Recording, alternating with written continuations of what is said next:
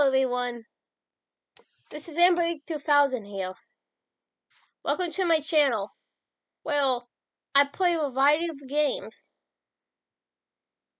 and do narrations for fanfics.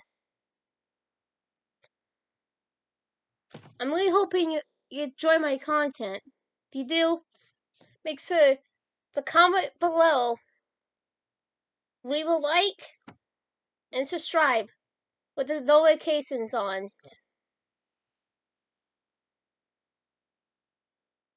Right, so next time, this is AmberAnkNA. Welcome to my channel. So, hi! Hello everyone, and welcome to Sacrifice, a Life is Strange story, Chapter 12, The Future. And all the roads we have to walk are winding, and all the lights that lead us there are blinding. There are many things that I would like to say to you, but I don't know how. Because maybe you're gonna be the one that saves me. And after all, you're my Wonderwall oasis. Graduation 2 months later. The sun shone brightly and illuminated Blackwell County in a beautiful early summer glow. The events of the past few months were thankfully coming to an end. After Rachel escaped, things happened fast. It helps when your father is the dish of the corny. Mark Jefferson was arrested almost immediately. Rachel had enough incriminating evidence to make the case a sham duck. Jefferson's trial lasted just a few short weeks. Given the charges and the history of what he did, he was sentenced to 150 years in prison.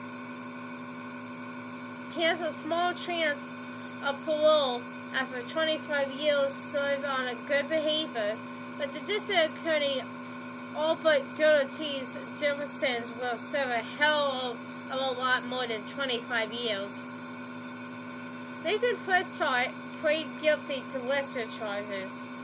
However, it was partly his testimony that put Jefferson away. As part of his plea deal, Nathan will stay out of prison, but will spend a number of years in a mental health hospital. He would not be eligible for release for 25 years as well. In addition, the court ruled the Prescott Foundation would divorce any and all interest in Blackwell County. The Prescott dorm will now be known as the Andrew Residential Commons, named after Blackwell's first professional football player in the NFL. As the trials ended and things attempted to return to normalcy, the new principal of Blackwell County, Kalia Bigsock, had a graduation plan. Principal Wells was removed by Blackwell Board of Directors for failure to vet Mark Jefferson and to allow things like the voice parties to occur under his supervision. Dr. Bishop was brought in by the board to clean things up and assure new donors. But first he had a graduation to put on. However, hopefully it will go off without a hiss and be a nice, quiet ceremony. Rachel was stood on the stage behind the speaker's podium, but in her cap and gown.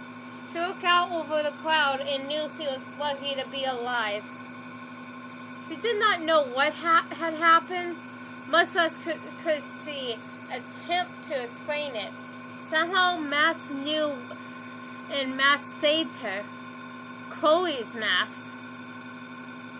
Sitting in the front row, she could see Chloe. Chloe's blue hair looked amazing in the sunlight. Chloe saw her staring and winked at her. and blew her a kiss. Next to Chloe, on one side sat her parents, and on the other sat Chloe's mom, Joyce, and stepdad, David. And further back by herself, Wilson couldn't make out the slim profile of a woman who looked a lot like Sarah, her birth mother. For a moment, Weasel wondered if it could be her, but maybe put the thought out of her mind.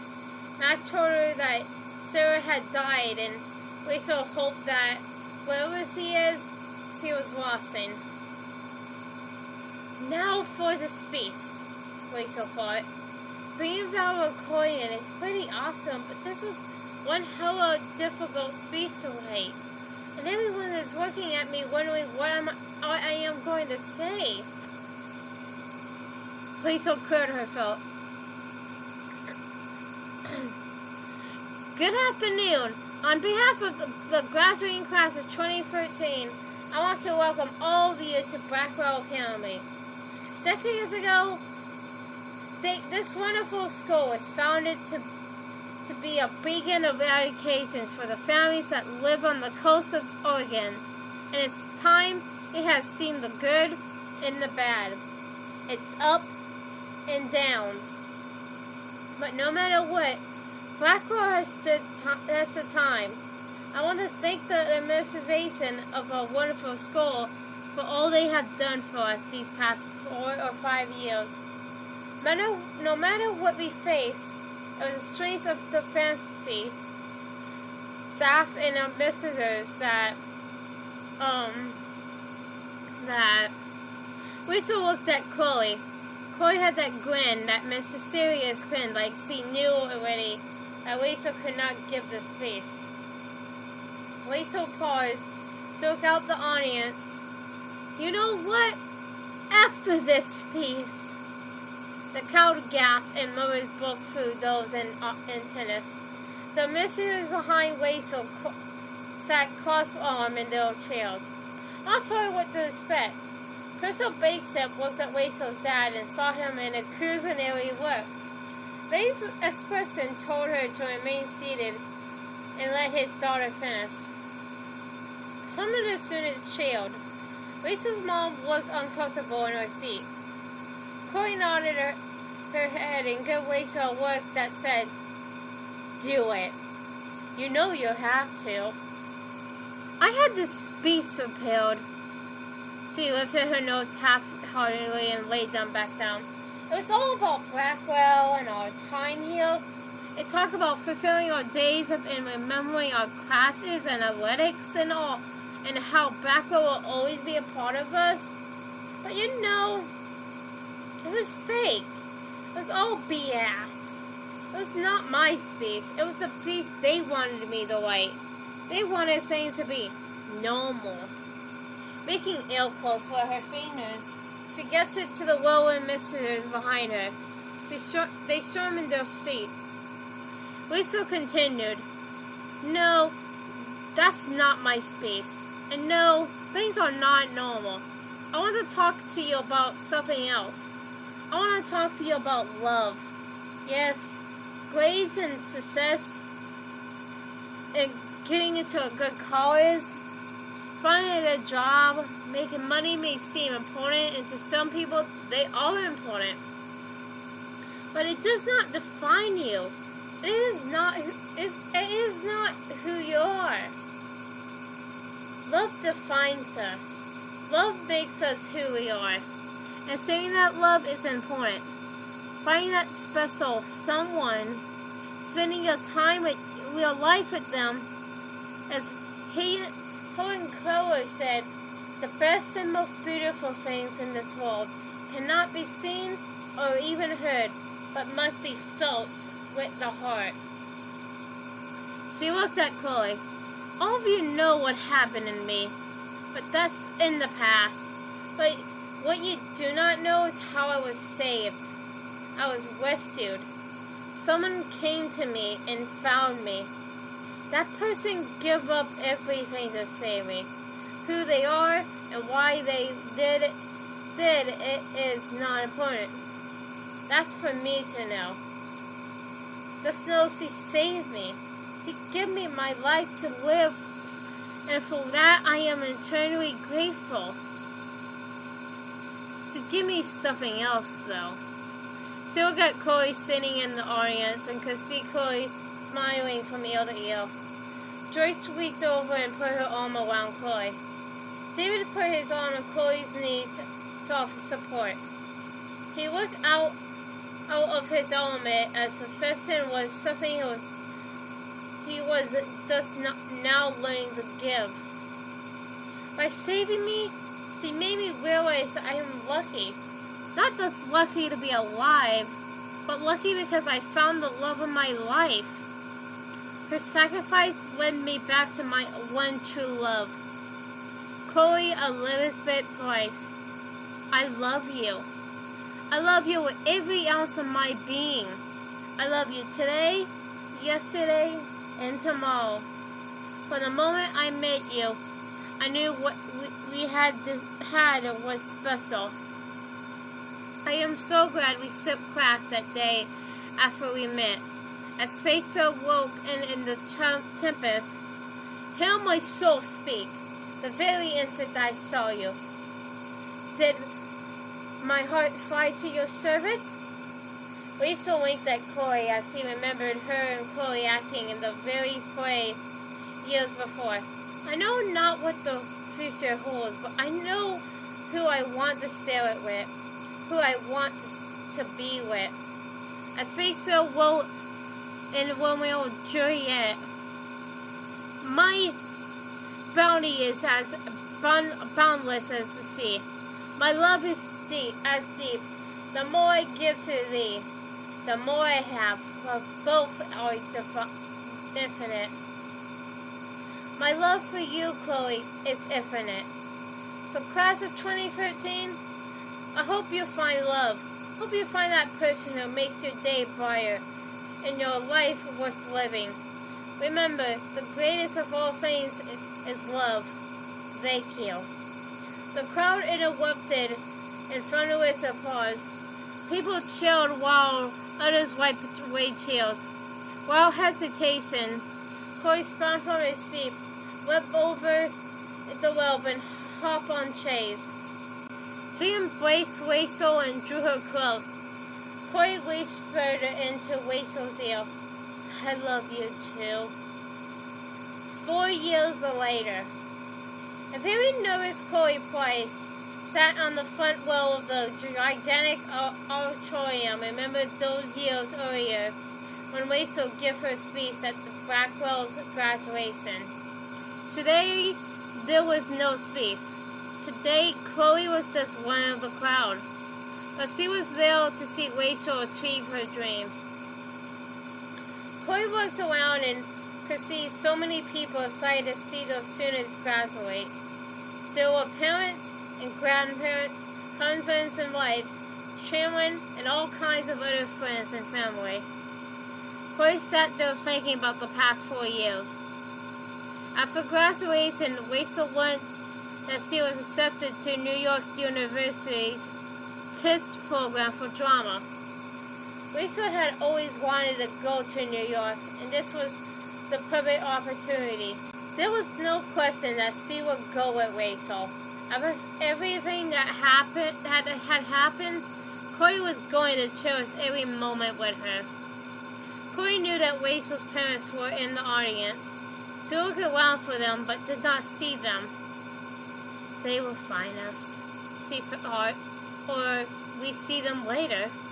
As the graduation began, Chloe recognized it was going to be impossible to pick Rachel out of the crowd. The lines of graduates seemed to go for miles. Chloe sat up and looked over the crowd and scanned the line of graduates anyway. Wait, Chloe said under her breath, but loud enough for the people next to her to hear. Is that what I think it is? And the lines of graduates, way at the bottom of the arena, Chloe could make out the one cap. It had been decorated with all kinds of glitter paint and straws. But that's not what caught her eyes. It was the words, for in the middle of the hat, it could simply read, "Thank you, Mass." Chloe gasps. Even now, even on her big day, Rachel remembered Mass and what she did for her. For them, all those years before, Chloe nearly felt weak, and she sat down lost in her thoughts and distant memories. Later that evening, after the graduation, Chloe and Rachel returned to the small apartment on the outskirts of the city. Chloe knew Rachel hated the commute, but this was all they could afford. No matter, they were together. "You know, you look super sexy in that cap and gown, Rachel." Chloe cheesed. "Actually, you do. You look sexy no matter what you wear. Or don't." Rachel smiled and more tenderly modeled the ground for Chloe. "I am so hella proud of you, Race. See you on that stage with your diploma and knowing your play has already been accepted to begin progressing on Broadway?" She trailed off. "Is this real?" Chloe wondered aloud. "Yes, Chloe. It's really real. It's our life and our time together. You have given so much and helped me so much. I cannot say thank you enough." Rachel smiled and looked at Chloe. "I am going to go upstairs to get ready for dinner with our parents. Be back in the drifts." She leaned over and gave Chloe a quick kiss on the cheek and then bounded up the stairs. Chloe took the opportunity to prepare for what she was planning. She grabbed her pre-made basket and went into the backyard. A small yard, but perfect for her plans. Most of the planning had come to this. "Stay calm, Chloe," she thought. "No big deal. It's just the rest of your life, and it has to be perfect. Rachel deserves it to be perfect." Rachel came down the stairs. "Chloe?" she called. No reply came. "Chloe?" Rachel said a little louder. "I am out here, Rachel," came Chloe's reply. "What is he doing in the backyard?" Rachel wondered. Her voice seems nervous. Hope she's not stressing out too much. Dinner with our parents always tend to freak her out. Rachel turned and walked towards their backyard. Opening it and looking out at the little backyard, she gasps. Lights like those little Christmas tree lights were hanging up all around the yard. Those petals led down to the sails across the patio to a small little cast iron table. A table and a cake they had found at a garage sale and looked together to refinish. Set in the middle of the patio, and on it sat two bales. Rachel laughed. These were the builder bales they made together on one of their first dates in the city after they moved to New York. One bale was auburn cover and had a basic and blue earring in its left ear. It was dressed in a red plain pants and jeans. The other bale was blue, a bright blue that looked especially like Chloe's from her hair. It was dressed like a punk rocker and biker chick bale. Rachel noticed Chloe give a nod to something to her right. She gazed over and sitting on a window overlooking the yard was a third bale. It was a plain back bale and rather small. It had a camera and little carry-all bag strung over its shoulder. It was dressed in a plain t-shirt and jeans. Standing by the table was a very nervous Chloe Price. "Oh my God," was all Weasel could half mumble. Is that a wing? Is that Bill Bell holding a wing? Weasel thought. As if on cue, Chloe raced into the bell's paw and grabbed the wing, and proceeded to get down on one knee. Weasel, Chloe began, these last few years have been amazing. I have seen you grow and achieve your goals, your dreams. And somehow, for some reason, the universe has chosen me to be along for the ride. But now I am telling the universe that I want to be along for the ride forever. If you have me, I love you, Weasel Amber. From you saving my ass at Firewalk to sipping skull together to our first kiss under a street light below an ash-filled sky. I have loved you. I've always loved you, and I want to spend the rest of my life with you. Tails fairing her eyes, proceeded down the stairs and dropped down to her knees, for she could stand no longer. The power of Chloe's word filled her with an emotion greater than love. Chloe, please. Yes, of course I will marry you.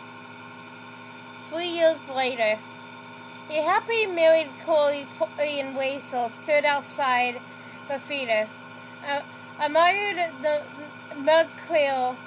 Weasel's play was preparing for the final night of performance. Every show had sold out, and tonight was no different. Many people had seen it for a third or fourth time. Drawing comparisons of great romantic plays of the past like Wicked, Rent, West Side Story, even The Phantom of the Opera. The play had fabulous reviews. All the New York publications swooned over it, and its producer, Weasel Amber Price.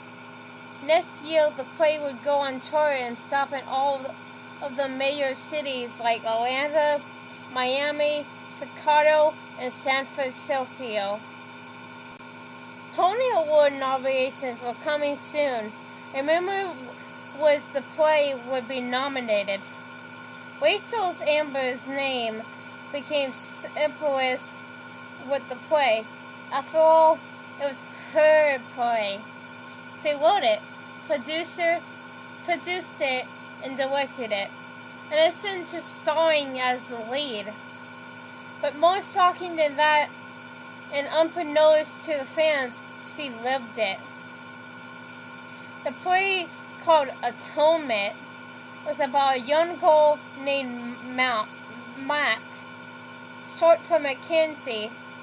Mac was a time traveler who could jump through time to bring about change to those she met. Mac's main goal was to try and find the true love of her life, a pink-haired girl named Jo.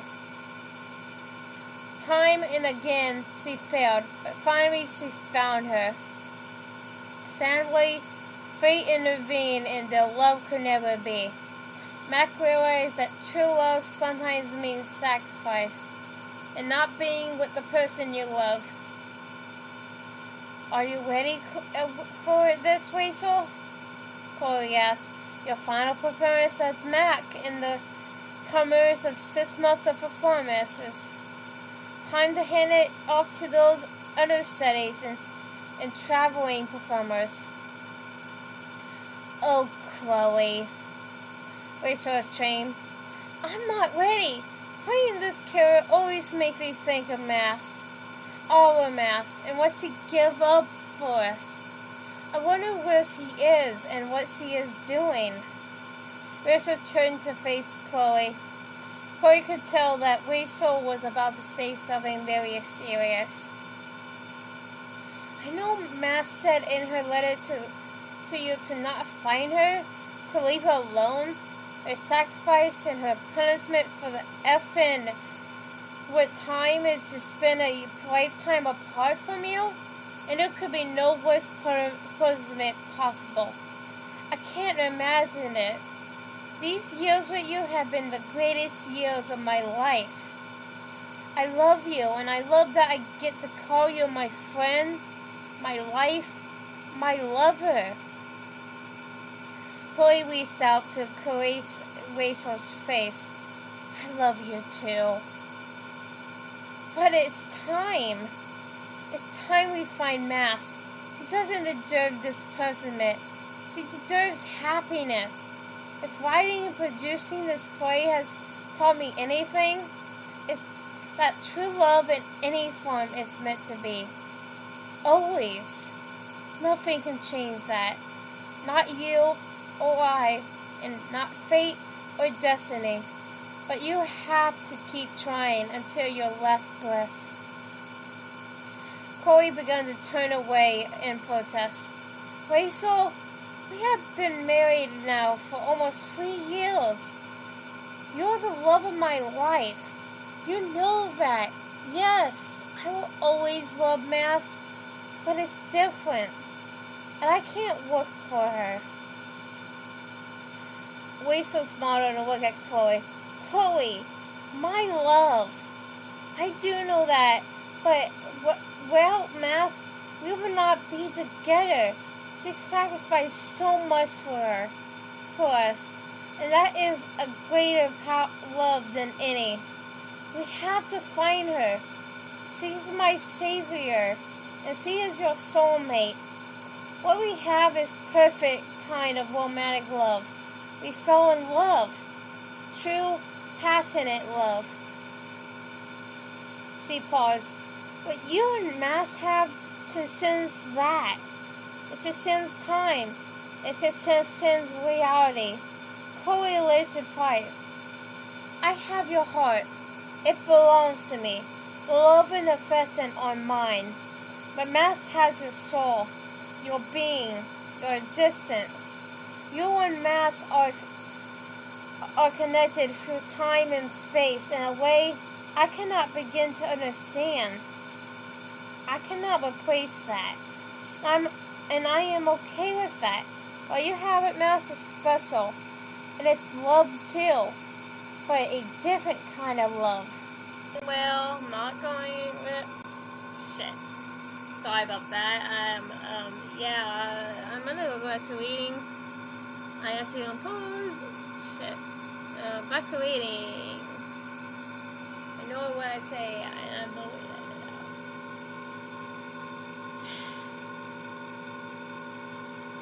Yeah. I know this. Yes, it's best say I'm not really sorry. Anyways, back to this. We're almost done. Rachel continued. Must give us a chance. She give us the smallest chance of all possibilities of being together. In a world of infinite possibilities, she made sure our chance would have the best chance to come true. Without her, there's no telling where we would be, what life would have. What would she give us, Chloe? She did it. Her sacrifice. She deserves to be happy. And nothing in this world will make her happier than having you in her life. Chloe, fighting the tears welling up in her eyes, questioned her wife. She did not want me to find her. She asked me to please not work for her. She said so in her letter. How do you know she wants me in her life? Chloe, that's easy, because I have you in mind. I know what she is missing. I know what it's like to love and be loved by Chloe Elfin Price. And to deny that to Mass is not fair. She needs you, Chloe. I know she does. Wherever she is right now, she is hurting. She is suffering. I know it. Somehow I can feel it. Chloe began to weep. Her wife is offering to give her the one thing she was missing. She wanted the mask back. She wanted the mask to be a part of their lives. She wanted the mask to be happy. And Rachel was giving her the chance to do that, to make it right. Consequences be damned. Chloe hugged Rachel and whispered in her ear, "Okay, we will. No matter how long it takes, we will find her." Hi everyone. This is AmberAnkNA 2000 again. Well, I hope you enjoyed the video. Because, you know, I really did enjoy making it. But, so I hope you enjoyed it. Comment, like, and subscribe with the notifications on down below. Till next time, bye!